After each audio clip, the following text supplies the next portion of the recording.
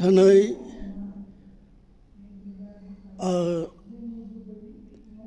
कालीचरण उजिर बिथांनि हायकुमाला लेखा बेखेवदों आरो बे लेखा बेखेवनायनि लोगोआव दिनै हायखु आदा नखरनि सेथि हायकु आदाबो खुंनाय जादों।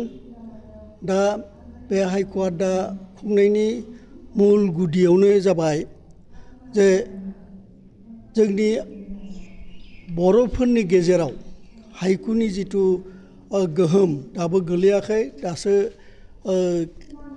लिरस्लिंनो सोलोंदों मानसिफोरा। এই কারণে आरो आं मिथिनायाव सालबारि सिमला बे ओनसोलाव गोबां मानसिफोरानो बेखौ सरसा खालामबाय दं। এই কারণে हायकु आदा नखरनिफ्राय गिबि खेब बे हायकु आदाखौ जों दिनै इयाव खुंदों। उद्देश्यआ जाबाय बेयाव उन्दै उन्दै गथ'फोरा जुदि जों मोनोब्ला मोजां जागौमोन। खारन हायकु खन्थाइया मोनसे मोब्लिबसे नुथायनि साननायनि मोनसे गोहोम गोलैयो। बेयाव गोलाव खन्थाइ थाया, मात्र अनुभब जिथु खालामनाय गोसोनि सानखान्थि बेफोरखौ बे हायकु 5-7-5 सिलेबुलाव जापाननि जिथु दोरोङारि स्टाइलाव बेखौ लिरनाय जायो। आरो दिनै जोङो बर'फोरनि गेजेराव बेखौ जुदि गोलाव लांनो हायोब्ला, उन्दै उन्दै गथ'फोरखौ जुदि बेखौ लानानै सिन्था सरसा खालामहोनो हायोब्ला, होमब्लानिया बे जोंनि खार'नै मोजां जागोन। आरो गथ'फोरनि जिथु साननाय, नुनानै जिथु साननाय बा गोरबोनिफ्राय जिथु मोननाय बे जाफुंफैगोन। जापानाव गिबियावनो मिथिंगायारि माबाखौ लानानै हायकुखौ लिरगामोन। खिन्थु दा जापानाव ओरैहाय जाबाय, मिथिंगायारिखौ लिरै मानसिफोरा आखौ बेसे लिरबावनो, সেইকাৰণে বিভিন্ন साबजेक्टखौ लानानै धोरोम, जिउनि सान्थौ, माबा गथायफोर पलिटिकेल माबा थासारिफोरखौ लानानै लिरनो आरम्भ खालामबाय। दा बे हायकुमालाया 13th सेन्चुरिनिफ्राय आरम्भ जादोंमोन। बेनिफ्राय 16-17 सेन्चुरियाव दा गोदान जिथु ढौ बे फैदों। बेनिफ्राय 18-19 सेन्चुरियाव गथाय बिश्वआवनो बे सोनारदों। आरो दिनै गथ'फोरनि गेजेराव स्कुल माने LP स्कुलनिफ्राय खालामनानै बिथांमोननि गेजेराव बेखौ लाना थांदों।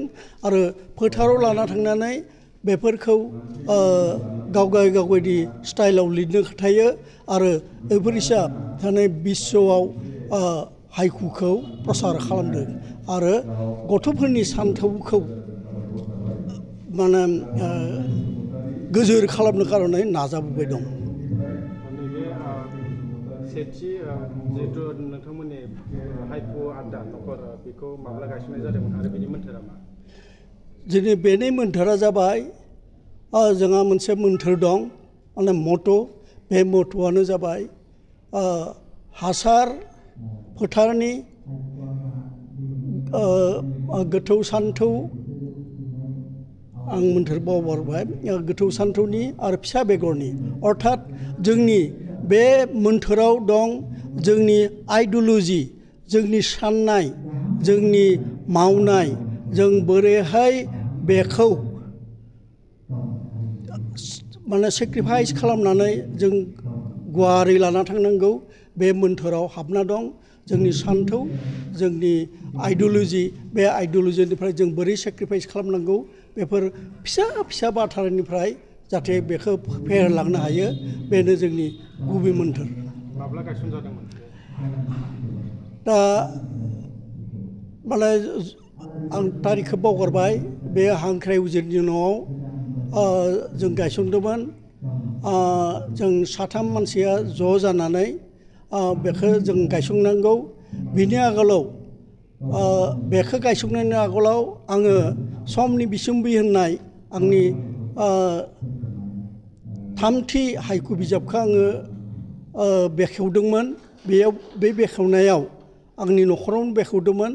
बेखौ आनुষ্ঠাनिक भाबै नङा, आंनि न'खराव आं हारसिंनिमोन बेयावबो हाइकु आयदाखौ लानाय जादोंमोन। आरो बेखौ बे कालिचरन उजिर आरो हांख्राइ उजिरमोना जिहेतु बेखौ गुवारै लाना फैबाय दं, आं नुबाय जे बेयाव हाइकुनि जिथु बिथा गोहोम दं। সেইকাৰণে बे अनुष्ठानखौ फाथिनानै खुंनानै दिनै गिबियाव बे हाइकु आयदाखौ बे सालबारियावनो लानाय जादों। आरो आं सानो बे हाइकु आयदानि जिथु गोहोमा भबिष्यतआव गोलैहैगोन आरो आं बेखौनो भरसा खालामदों।